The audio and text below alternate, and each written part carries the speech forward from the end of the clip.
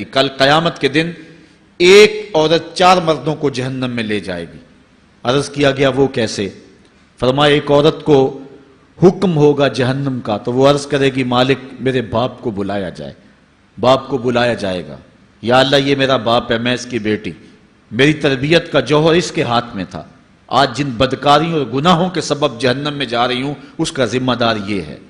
وہ باپ جس نے اپنی بیٹی کو سب کچھ دیا، اپنی اولاد کی تعلیم کے لیے اپنے پلاٹ بیچ دیے، جائیدادیں فروخت کر دیں، نہیں دیا تو دین نہیں دیا، کل قیامت کے دن وہ اللہ کے حضور کیا جواب دے گا؟ ارشاد ہوگا اسے بھی پکڑو، اس کے باپ کو بھی پکڑو اور جہنم میں لے جاؤ۔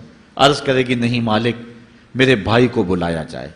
بھائی کو بلایا جائے گا، مالک یہ میرا بھائی ہے، میں اس کی غیرت تھی، میں جن راہوں پہ چل کر کے تیرے عتاب اور تیرے قہر و غضب کی حقدار بنی اس کا ذمہ دار یہ ہے، اگر یہ مجھے روکتا، اپنی آبرو کی حفاظت کرتا، اپنی ناموس کا پہرا دیتا تو میں ان راستوں کی مسافر کیسے بنتی؟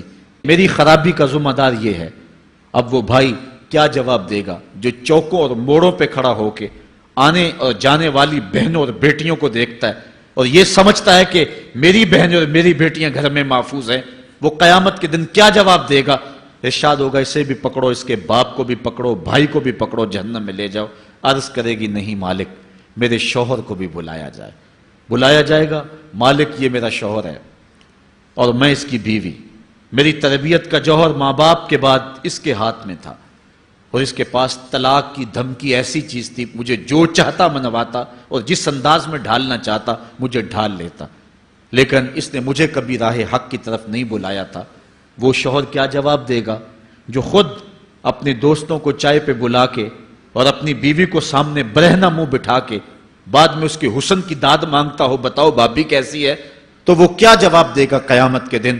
ارشاد ہوگا اس کو بھی پکڑو، اس کے باپ کو بھی، اس کے شوہر کو بھی اور اس کے بھائی کو بھی جہنم میں لے جاؤ۔ عرض کرے گی نہیں مالک میرے بیٹے کو بھی بلایا جائے۔